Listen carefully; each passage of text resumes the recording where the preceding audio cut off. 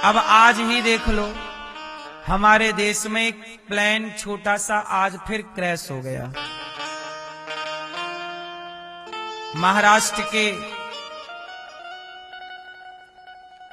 एक व्यक्ति हैं, बड़े नेता थे, डिप्टी सीएम भी रहे हैं, उनकी आज मृत्यु हो गई। जानते हो क्यों?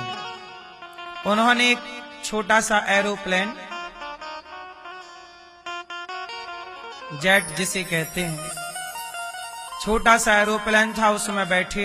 अच्छा, एरोप्लेन की सर्विस देने वाले लोग होते हैं, पैसे से सब मिलता है। तो वो जा रहे थे कहीं एक जगह से दूसरी जगह। अब देखो ईमानदारी क्या है कि वो चले अपने विमान पर बैठ के, लेकिन सवेरे सवेरे कोहरा था, तो वो उतरने के पहले, रनवे पे उतरने के पहले कहीं और जमीन पर छू गया, तो आग लग गई। 5 लोग थे, सारे लोग समाप्त हो गए। ये हादसे क्यों हुए? एक आदमी के हाथ में बाकी लोगों की जिंदगी थी कि नहीं? एक ड्राइवर के हाथ में, एक पायलट के हाथ में सबकी जिंदगी होती है कि नहीं? इसका मतलब आप यदि पायलट हैं तो ईमानदारी से अपना काम कीजिए। अब आप पायलट हैं, आपको प्लेन उतारना है, लेकिन आप प्लेन ना उतार के आप कुछ और करने लग जाएं। जो काम है आपका वो करिए, वही आपकी भक्ति है। हमारी सेना है, बॉर्डर पे खड़ी है, सेना का काम है आतंकवादी ना घुसे, कोई गतिविधि ना हो।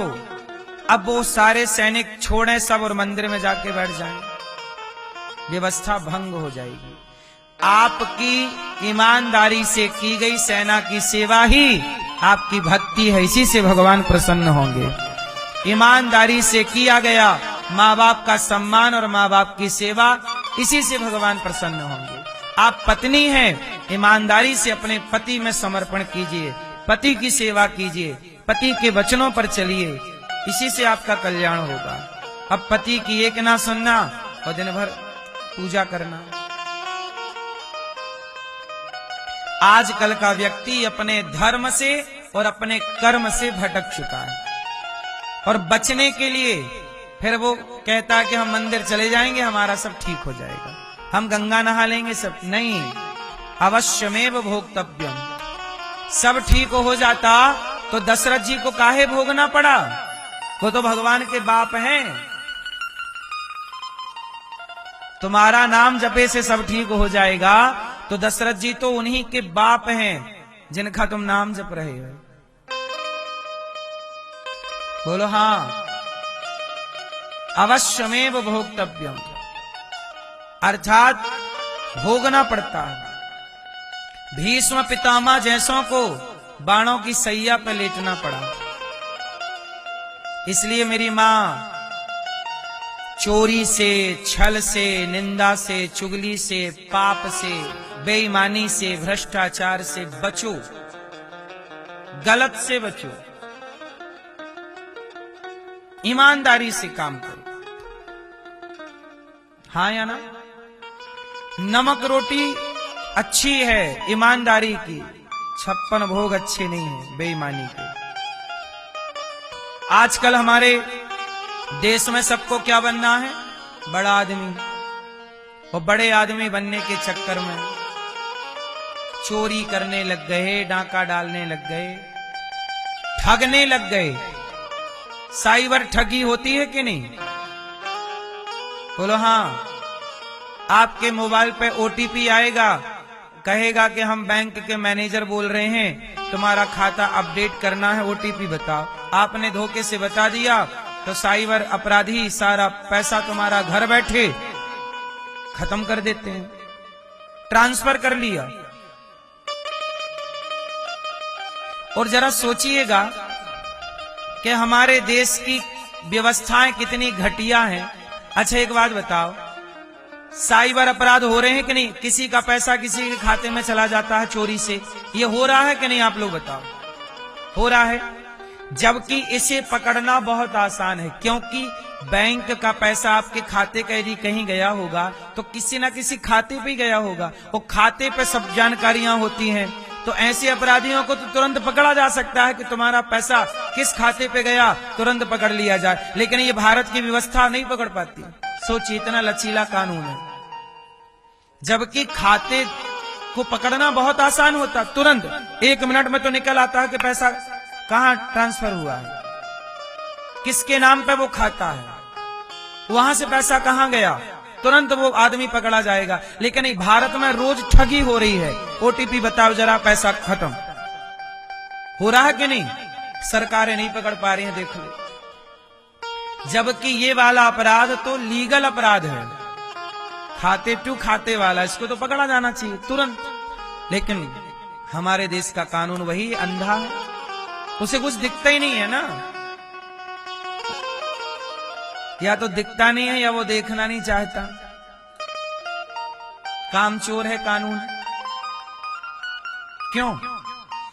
कुल मिलाकर हम आपको केवल ये बता रहे हैं कि ईश्वर की अदालत में ऐसा ना होगा मेरी मां। ईश्वर की अदालत में तो चाहे तुम भगवान के बाप हो या भगवान के बेटे, जो किया है, वसुदेव जी 18 साल जेल में रहे, भगवान कृष्ण के पिता, बोलो हां, क्यों पिता रहे?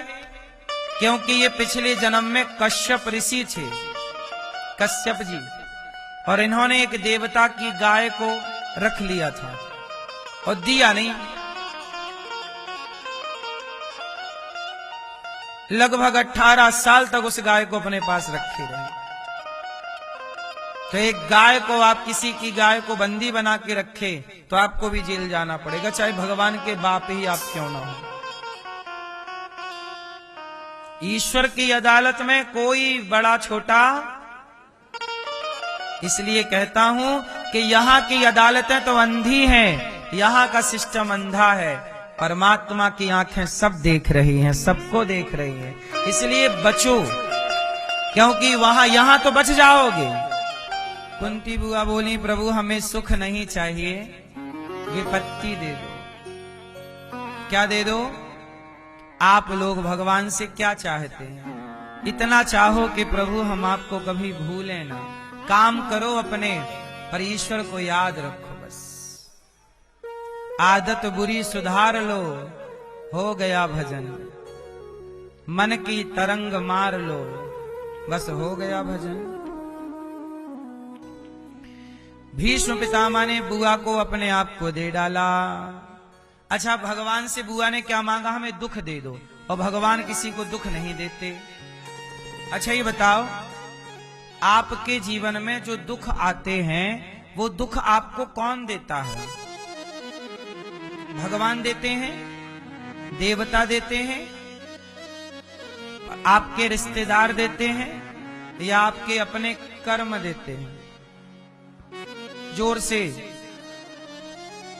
कौन देता है? कौन? आपके अपने कर्म, आपके अपने कर्म। इसलिए कहता हूं, किसी को दोष ना दीजिए, आपके अपने कर्मों का फल आपको मिलता है। और आपको लगता है कि हमें भगवान दुख दे रहे हैं। भीष्म पितामह बाणों की सैया पर हैं, आज भगवान दर्शन करने गए और भीष्म पितामह भगवान के चरणों में अपनी बुद्धि समर्पित कर रहे हैं, और इसके बाद उनकी परम गति हुई। भगवान द्वारिका गए, राजा परीक्षित जी का जन्म हुआ, भगवान दर्शन करने आए। अब भगवान अपनी 125 वर्ष की लीला पूरी करते हैं। भगवान कृष्ण इस धरती पर कितने वर्षों की लीला करने आए? 125 वर्ष जब भगवान के हुए तो भगवान अपनी लीला पूरी करके अपने धाम गौलोक धाम चले गए।